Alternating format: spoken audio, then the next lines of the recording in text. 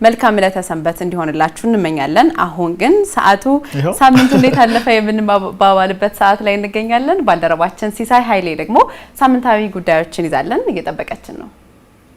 አመሰግናለሁ ሐሰንና ሰላም እንደምንውላችኋል ተመልካቾቻችን። ሳምንታችሁ እንዴት አለፈ? ጥሩ እንዳለፈ ተስፋ አደርጋለሁ። እሁድን ደግሞ ከኛ ጋር ለማሳለፍ ፋና ቴሌቪዥንን መርጣችሁ በፋና ቀለማት ቆይታ ስለምታደርጉ እናመሰግናለን። በያዝነው ሳምንት በርከት ያሉ ማህበራዊና ኪነጥበባዊ ጉዳዮች ተከናውነው ነበር። ከነሱ ውስጥ የተወሰኑትን አንስተን እየነገርናችሁ እንቆያለን። መረጃዎቹን እያደረስኳችሁ ሲሳይ ኃይሌ ከእናንተ ጋር እቆያለሁ። በያዝነው ሳምንት ከነበረው ጉዳይ እንግዲህ የመጀመሪያ ጉዳያችን ፓን አፍሪካ ክለብን እየተመለከተ ነው። የአፍሪካዊ ወጣቶችን በእውቀት በክህሎት ብቁ ለማድረግ ዓላማ አድርጎ የተነሳው የፓን አፍሪካ ክለብ የተመሰረተው በዚህ በያዝነው ሳምንት ነው። ክለቡ አህጉሪቱን ወደ ላቀ ምዕራፍ ማሻገር የሚችሉ ወጣቶችን በማፍራት በምርምር በእውቀት እንዲሁም ክህሎት ብቁ አድርጎ ማዘጋጀት ቀዳሚ የትኩረት አቅጣጫው ነው። የፓን አፍሪካ ክለብ መስራችና ፕሬዝዳንት አቶ መርከቡ ተጫኔ ናቸው። ኢላይት አፍሪካ ዩዝ ባዘጋጀው መሰናዶ ተማሪዎች የአፍሪካን ትልቅነት የሚያጎሉ ትዕይንቶችን እንዲሁ አቅርበዋል። ከዚህ ባሻገር በአህጉሪቱ ውስጥ ያሉ ወጣቶች ፖለቲካዊ ተሳትፎ ትርጉም ባለው መልኩ እንዲጎለብት በማድረግ ዘለቄታዊና መፍትሄ እንዲሁም ተጨባጭ ውጤቶችን ለማምጣት ማቀዳቸውን መስራቹ ፕሬዝዳንት ተናግረዋል። በአንድነት ኢንተርናሽናል ትምህርት ቤት ምስረታውን ባደረገው በዚሁ መርሃ ግብር ላይ በርካታ ቁጥር ያላቸው የፓን አፍሪካኒዝም አቀንቃኞች፣ በርካታ ፋይዳ ያላቸውን ስራዎች የሰሩ ምሁራን፣ ፖለቲከኞች እንዲሁም ጥሪ የተደረገላቸው እንግዶች ተገኝተውበታል።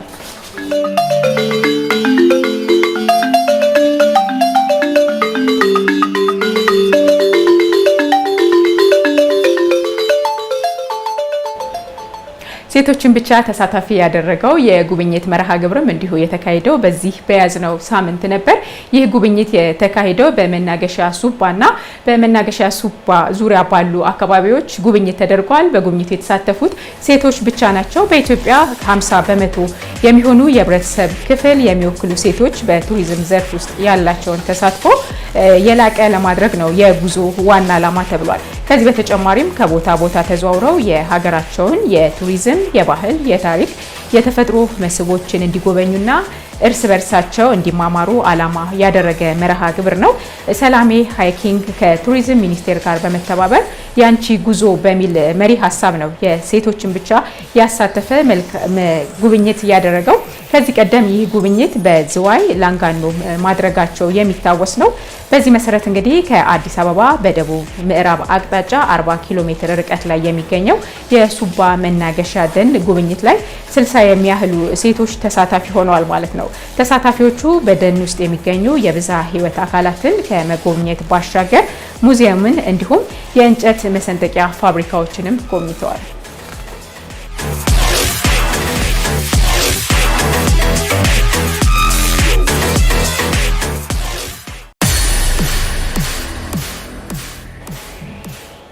ቀጥለናል ተመልካቾቻችን። ሳምንቱ እንዴት አለፈ እየተባባልን ነው ያለነው። የኦሜድላ ስፖርት ክለብ በሩዋንዳ ኪጋሊ ምስራቅ አፍሪካ የፖሊሶች የቦክስ ውድድር ላይ እንግዲህ በ5 ካታጎሪ አሸንፎ ወደ ሀገራችን የተመለሰው በዚሁ በያዝነው ሳምንት ነበር። ማሸነፉም እንደዚሁ የሚታወቅ ነው።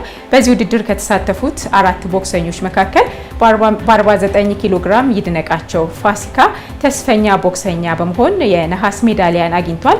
በ51 ኪሎ ግራም ፍታዊ ጥዑማይ ድንቅ የጥበብን በማሳየት የወርቅ ሜዳሊያና የኮከብ ቦክሰኛ ዋንጫ ተሸላሚ ሆኗል።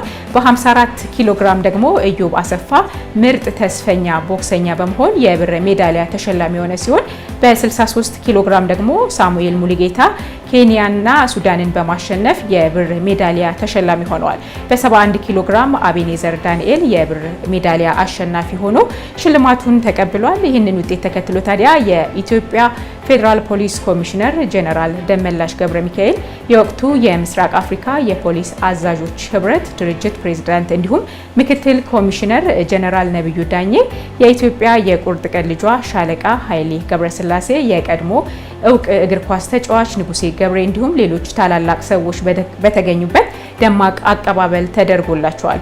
በእለቱ እንግዲህ ለሀገራቸው ክብር ላመጡ ስፖርተኞች የተለያዩ የገንዘብ ሽልማቶች ተበርክተውላቸዋል። እኛም በዚህ የስፖርት ፕሮግራም ላይ የተሳተፉ ባለሙያዎችን ከሰዓታት በኋላ በፋና ቀለማት ስለምንጋብዛቸው እንድትከታተሉ ከወዲሁ እንጋብዛለን።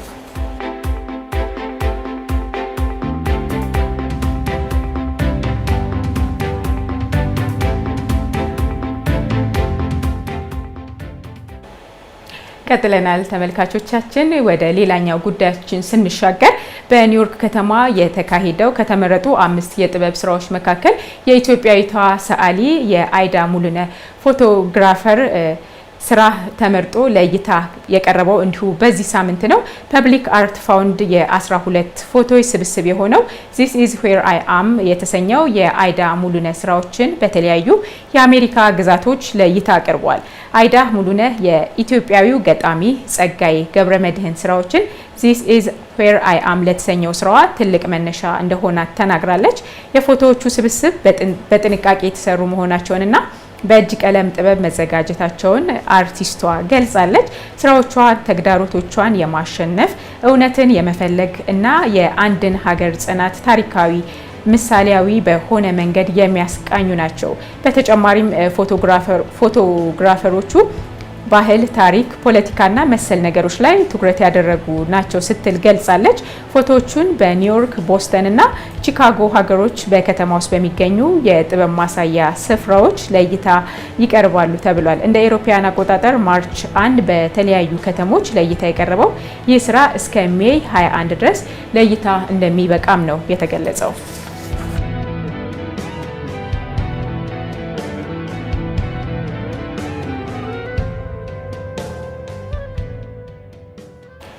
እኔ ነኝ መፍትሄው በሚል መርሃ ግብር አዎንታዊ እንቅስቃሴን ዓላማ ያደረገ የእግር ጉዞ በሐዋሳ ከተማ በያዝነው ሳምንት ተካሂዶ ነበር። የዚህ የእግር ጉዞ ዋና ዓላማ ችግር ፈቺ ትውልድ እንዲሁም ዜጋን ማብዛት አሳሳቢ ሳይሆን ትኩረቱን ራሱ ላይ ያደረገ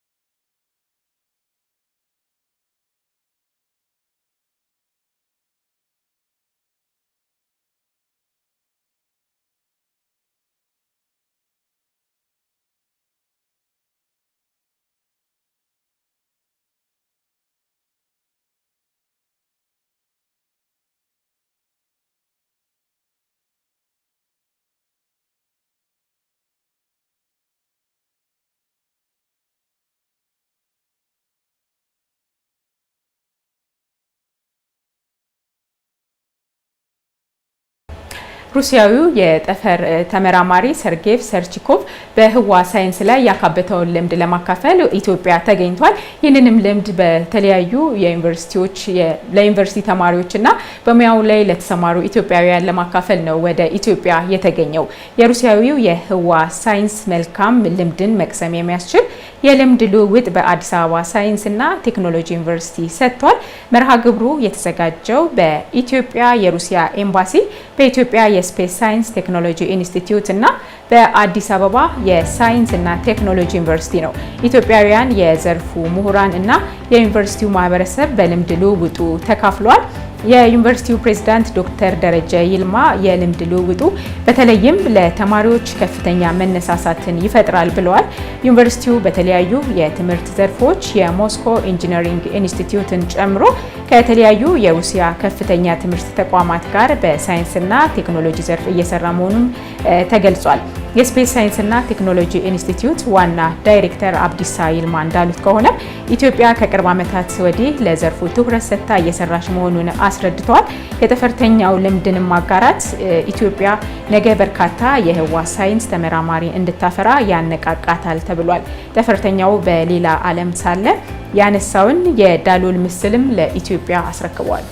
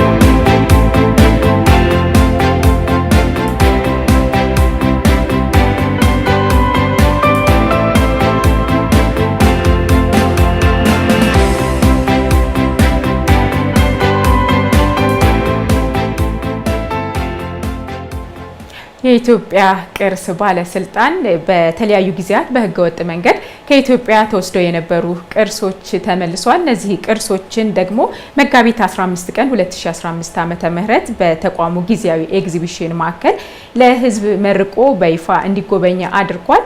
የሙዚየምና ተንቀሳቃሽ ቅርስ ልማት ዳይሬክተር አቶ ደምረው ዳኜ አውደ ርዕዩን ከመቅደላ አምባና ከተለያዩ የሀገራችን ስፍራዎች በተለያዩ ጊዜያት በህገወጥ መንገድ ከሀገራችን ወጥተው የነበሩ ቅርሶችን የያዘ እንደሆነ ገልጸው በአውሮፓ፣ በአሜሪካ፣ በእንግሊዝ፣ በዴንማርክና በኒዘርላንድ ተወስደው የነበሩ ቅርሶችን በኢትዮጵያ የቅርስ አስመላሽ ኮሚቴ ባለስልጣን መስሪያ ቤቱ የጋራ ጥረትን በማድረግ በተለያዩ ጊዜ ወደ ሀገራችን ከተመለሱ ቅርሶች መካከል ከ20 በላይ የሆኑ ቅርሶችን ነው ለአውደ ርዕዩ እንዲታይና እንዲካተት የተደረገው። የአውደ ርዕዩ ዋና ዓላማ እንግዲህ በቅርሶች ላይ የሚደረጉ ህገወጥ የቅርስ ዝውውርና ዘርፉን በመከላከል ረገድ ግንዛቤ ለመፍጠር እየተደረገ ያለውን ጥረት ለማገዝ እንዲረዳና ቅርሶችን ለማስመለስ በተደራጀ መልኩ ጥረቱን አጠናክሮ እንዲቀጥል ለማስተማሪያነት ይሆን ዘንድ ነው ለህዝብ እይታ ክፍት ያደረገው። በጊዜያዊ አውደ ርዕዩም የአጼ ምኒልክ ጎራዴ፣ የተለያዩ መጠን ያላቸው የእጅ መስቀሎች፣ አክሊሎች፣ የብራና መጻሕፍት፣ በብር ያጌጡ የቀንድ ዋንጫዎችና ሌሎችም ቅርሶች ይገኙበታል።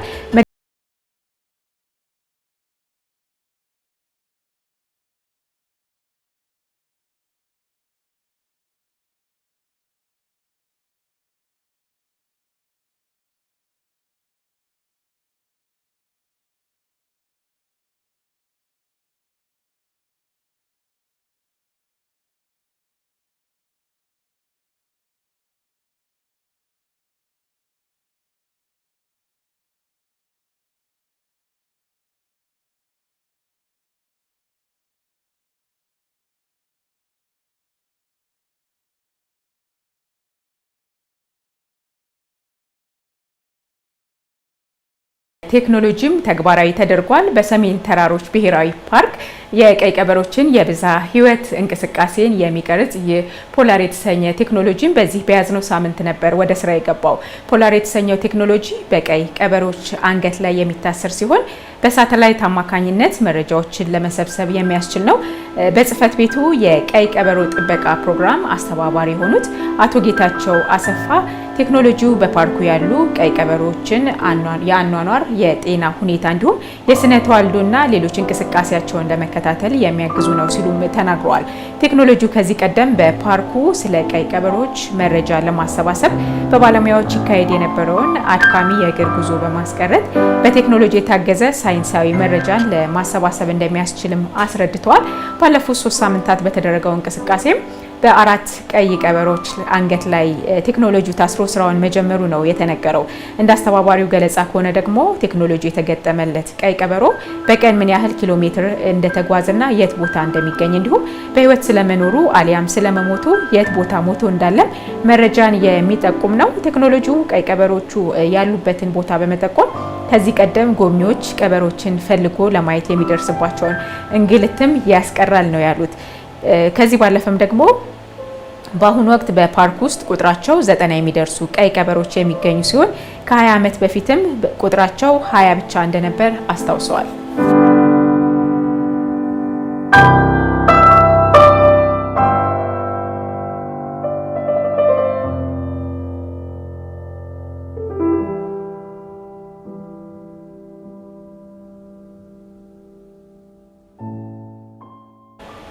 ቀጥለናል ተመልካቾቻችን። በዚህ ሳምንት ከነበሩ አሳዛኝ ጉዳዮች ደግሞ በድንቅ የፒያኖ ስራዎቻቸው የምናውቃቸው እማሆይ ጽጌ ማርያም ገብሩ ህልፈትን የተመለከተ ጉዳይ ነው። እማሆይ ጽጌ ማርያም ገብሩ በ1916 ዓመተ ምህረት በአዲስ አበባ ከተማ የተወለዱ ሲሆን በኢትዮጵያ በቫዮሊን እና በፒያኖ የሙዚቃ ስራዎቻቸው እንዲሁም በማቀናበር በቀዳሚነት የሚጠቀሱ የሙዚቃ ፈርጥ ናቸው። እማሆይ ጽጌ ማርያም ትምህርታቸውን ስዊዘርላንድ ውስጥ የተከታተሉ ሲሆን የሙዚቃ መሳሪያዎቹን በመጫወትም እዛው የተማሩ ነበሩ። በአስራዎቹ እድሜያቸው መጨረሻ ላይ ወደ ሀገራቸው ሲመለሱም ወደ መንፈሳዊ ሕይወት በማዘንበል በ21 ዓመታቸው ምንኩስናን በመቀበል ዘመናቸውን በመንፈሳዊ ሕይወት አሳልፈዋል። የፒያኖ ተጫዋችና አቀናባሪ የሆኑት እማሆይ ጽጌ ማርያም ገብሩ የምዕራባውያንንና የኢትዮጵያ ሃይማኖታዊ ዜማዎችን ተምረዋል። ከዚህም የተነሳ ስራዎቻቸውን ከኢትዮጵያ ባሻገር በምዕራቡ ዓለም ከፍተኛ አድናቆትን አስገኝቶላቸዋል።